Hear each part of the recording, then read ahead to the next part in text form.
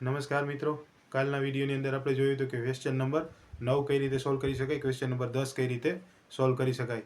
આપણે આ પ્રકરણની છેલ્લો વિડીયો અને સંબંધ અને વિધેયનો છેલ્લા બે એક્ઝામ્પલ સ્વાધ્યાય 2ના એક્ઝામ્પલ નંબર 11 અને એક્ઝામ્પલ નંબર 12 બરાબર છે. તો આપણે સંબંધ અને વિધેયનું જે ચેપ્ટર છે તે અહીંયા આપણે પૂરું થશે. એટલે આ છેલ્લા જે બે એક્ઝામ્પલો છે તે આપણે આજના વિડીયોમાં કવર કરશું કે સ્વાધ્યાય 2ના એક્ઝામ્પલ નંબર 11 અને એક્ઝામ્પલ નંબર 12ને આપણે કઈ રીતે સોલ્વ કરી શકીએ અને તેનો ઉત્તર કઈ રીતે મેળવી શકીએ. તો તમે જુઓ વિડીયો કે સ્વાધ્યાય 2ના ક્વેશ્ચન નંબર 11 અને ક્વેશ્ચન નંબર 12નું સોલ્યુશન. હેલો, નમસ્કાર મિત્રો.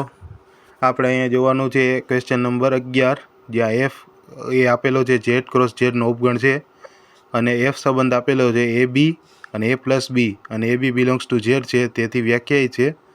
તો એફ એ ઝેડથી ઝેડનું વિધેય હોય તો તમારા જવાબની સત્યર્થતા ચકાસો, એવું કીધું છે આપણે ક્વેશ્ચનમાં. તો સૌથી પહેલાં આપણે સંબંધ એફ લઈ લઈએ. તો સંબંધ એફ શું આપેલો છે? એ બી અને એ પ્લસ બી, બરાબર છે. એ પ્લસ બી અહીંયા આપેલો સંબંધ છે અને એ અને બી બિલોંગ્સ ટુ ઝેડ આપેલું છે અહીંયા, સિમ્પલ. તો આપણે અહીંયા શું જોવાનું છે કે એફ એ ઝેડથી ઝેડનું વિધેય છે, બરાબર છે. તો આપણે જાણીએ છીએ કે સંબંધ એફ એ ગણ એ થી ગણ બી ના બધા ઘટકો, સંબંધ એફ એ ગણ એ થી ગણ બીના બધા ઘટકો ગણ એ ગણ બી ની એક ખાસ પેટર્ન બનાવે છે, બરાબર છે. તમે જોશો તો એ બી અને એ પ્લસ બી, તો એની અંદર ગણ એ થી ગણ બી સુધીના જે ઘટકો બધા છે એ એક ખાસ પેટર્ન બનાવશે. આપણે દાખલા તરીકે એક લઈ લઈએ એક્ઝામ્પલ, 2 અને 6, -2 અને -6, બરાબર છે. એ બેયને આપણે લઈ લઈએ. તો આની કિંમત તમે અંદર મૂકો એ બી અને એ પ્લસ બીમાં. તો એ ક્રોસ બી એટલે 2 × 6 અને અહીંયા થશે 2 + 6, બરાબર છે. હવે તમે આનો લઈ લ્યો જવાબ, તો થશે 12 અને થશે 8, બરાબર છે. સિમ્પલ આ રીતે થાય. હવે -2 અને -6 ને આપણે લઈ લઈએ. તો -2 ક્રોસ -6, બરાબર છે. એવી જ રીતે તમે અહીંયા લઈ લો -2 + -6, આ રીતે તમે લઈ લીધું. તો આનો હવે તમે જવાબ લઈ લઈએ અહીંયા. તો જવાબ થાય માઇનસ પ્લસ એટલે 6 દુ 12 અને અહીંયા 6 ને 2 8, તો અહીંયા -8 બિલોંગ્સ ટુ એફ. હવે તમે જુઓ આની અંદર તો એક ખાસ પેટર્ન તમને જોવા મળશે કે પહેલો ઘટક છે તે બેયમાં સેમ છે અને બીજા નંબરનો ઘટક છે તે બેય અલગ છે, અને આપણે કિંમતો બેયની અંદર સેમ જ લીધી છે ત્યારે, બરાબર છે. તો તમે જોઈ શકાય છે કે પહેલો ઘટક સરખો, બરાબર છે. તો 12 સરખા આવે છે બેયમાં, પણ બીજો ઘટક અલગ છે. 8 અને -8 અલગ અલગ છે, બરાબર છે. તો પહેલો ઘટક સેમ હોય અને બીજો ઘટક અલગ અલગ હોય તો તમે એફ સંબંધ એફ છે તેને વિધેય કહી શકો. તો સંબંધ એફ એ વિધેય છે, બરાબર છે. સંબંધ એફ એ વિધેય છે, તમે એ રીતે સિમ્પલ લખી શકો. સોરી, એક જ મિનિટ. સંબંધ એફ વિધેય છે, આ રીતે તમે એની સત્યતા ચેક કરી શકો જ્યારે સંબંધ આપેલો હોય ત્યારે. હવે આપણે અહીંયા એક્ઝામ્પલ 12 જોવાનું છે. તો એક્ઝામ્પલ 12 શું આપેલું છે? Question number 12. તો એ = 9, 10, 11, 12 અને 13 આપ ગણ આપેલો છે અને એફ એ એન થી આપેલો છે અને એફ એન બરાબર એનનો મહત્તમ અવિભાજ્ય અવયવ છે.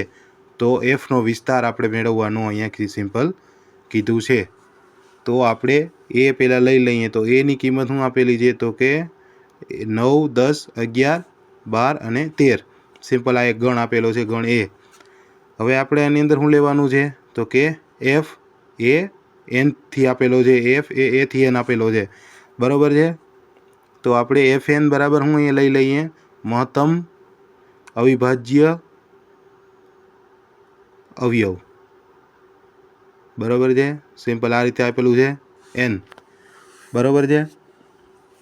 હવે આપણે ઉપર જેટલા ગણની અંદર જેટલા આપણે આપેલા છે ઘટકો તેનું આપણે મહત્તમ અવિભાજ્ય અવયવ સિમ્પલ અહીંયા લઈ લઈએ.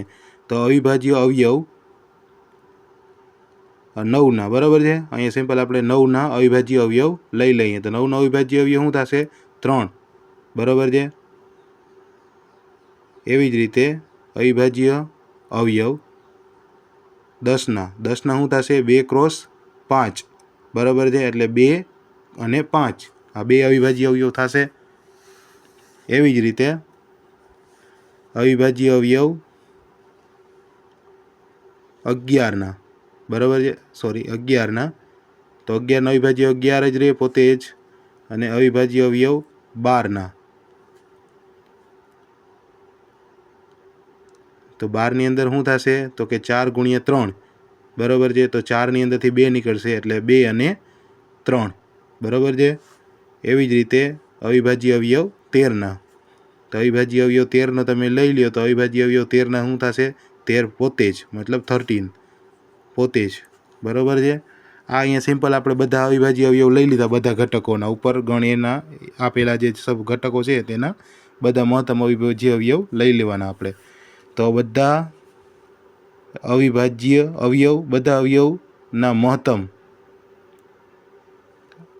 અવયવ, બરાબર છે. જે મોટા છે તે લઈ લેવાના 3, એમાંથી 5, પછી 11, પછી પાછા 13, બરાબર છે. એકને એક રિપીટ ન થાય એ ધ્યાન રાખવાનું. તો એફનો વિસ્તાર શું થશે? તો કે એફનો વિસ્તાર આ જે મહત્તમ અવયવ છે, બરાબર છે. પેલા ગણ n તો થાય જ, પણ ગણ nની અંદર તમારે મહત્તમ, બરાબર છે, કે મહત્તમ જે થાય કે જ્યારે ક્યારે n થાય કે જ્યારે a બિલોંગ્સ ટુ a હોય. તો એફનો વિસ્તાર શું થાય? તો એફનો વિસ્તાર આ મહત્તમ અવિભાજ્ય અવયવ આપ્યા છે જે આપણે ઉપરથી જે શોધ્યા છે તે મહત્તમ અવયવ એના સભ્યો થશે વિસ્તારના. તો સિમ્પલ તમે એફનો વિસ્તાર આ રીતે શોધી શકો જ્યારે તમને મહત્તમ અવિભાજ્ય અવયવ શોધવાનું કીધું હોય ત્યારે. તો આ હતી એફનો વિસ્તાર.